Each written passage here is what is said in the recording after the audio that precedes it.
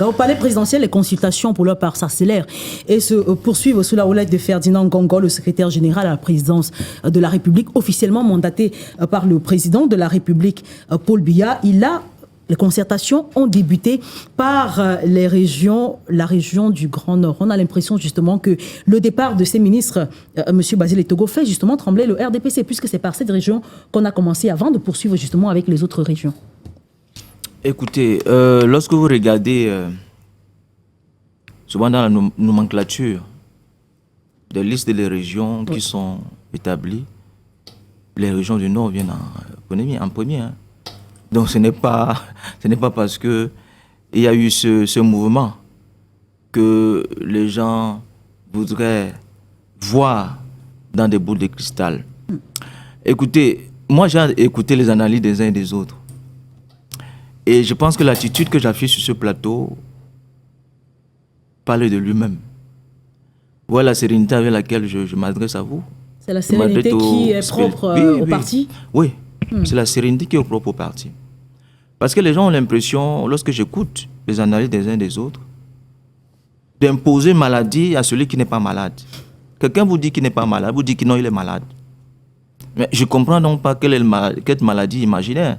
Si tant soit-il que le RDPC est malade. Bon, je pense que c'est l'occasion pour les partis politiques de l'opposition d'en profiter. Et qu'ils aillent.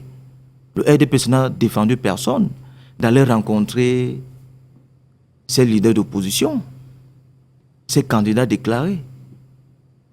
Mais nous voyons donc que les gens veulent tout faire pour imposer une maladie dont nous ne nous reconnaissons pas. Je vous dis que je ne suis pas malade. Ça, c'est la politique, tout ce qui se passe là. C'est la démocratie, la vitalité démocratique. Les gens qui se positionnent, qui se déclarent, mais le moment opportun, on verra bien. Mais nous continuons à travailler. Nous continuons à travailler pour fidéliser déjà nos électeurs, qui sont soit des militants, ou des sympathisants, pour convaincre encore à ceux qui sont sceptiques que le RDPC, c'est le meilleur choix. C'est de ça qu'il est question.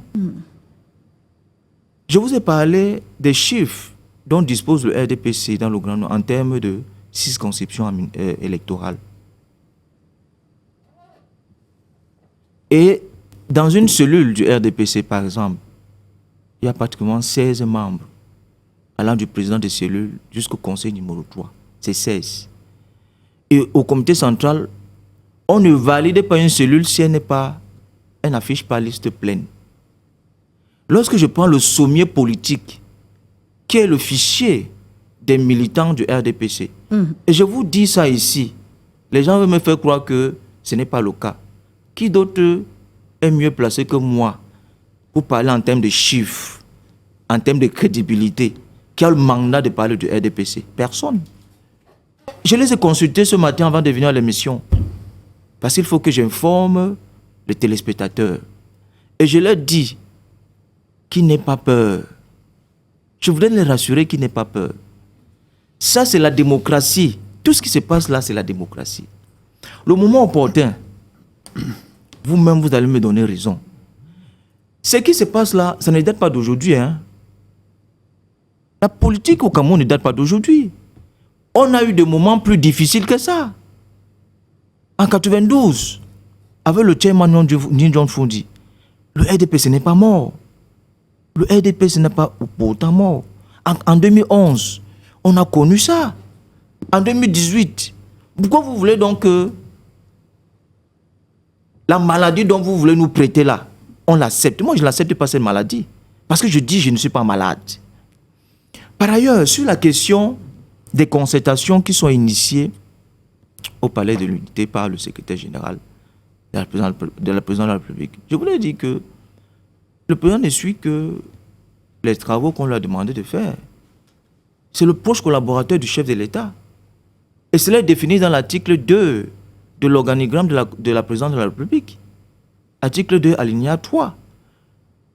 Le secrétaire général gère les affaires administratives. Il peut convoquer, il peut travailler avec des élus, avec les membres du gouvernement, élus comme parlementaires, sénateurs. Allez le voir à l'article 2. Pour parler de quoi? Pour parler de quoi? Pour préparer la campagne présidentielle il candidat. faudrait qu'on avance. Quand il cite l'article, il faut dire à quoi ça renvoie. Il ne faut pas faire la confusion. On ne va pas laisser ce genre de confusion passer. On a tous suivi ce qui est sorti. On a tous suivi ce qui est sorti de ces concertations. Les gens qui ont été interviewés, on a suivi. Les gens qui parlaient de ce qu'ils ont été rappelés pour préparer la campagne présidentielle de leur champion qui a dit qu'il va encore se représenter. On a tous suivi ça. Est-ce qu'ils étaient là-bas pour parler des affaires du Cameroun et des Camerounais? On aura justement un éclairci sur les raisons justement pour lesquelles il faut qu'on avance pour que justement le professeur nous explique. Je peux continuer, pour me laisser continuer? Allez-y, monsieur Togo, c'est possible? Allez-y. Non, apparemment c'est lui le modérateur. Monsieur Moukoudi, apparemment c'est lui le modérateur. Qu'il aille jusqu'au fond. C'est lui le censeur. Il faut dire ce qu'il pense. Quand tu dis ce qu'il ne pense pas, il te sanctionne.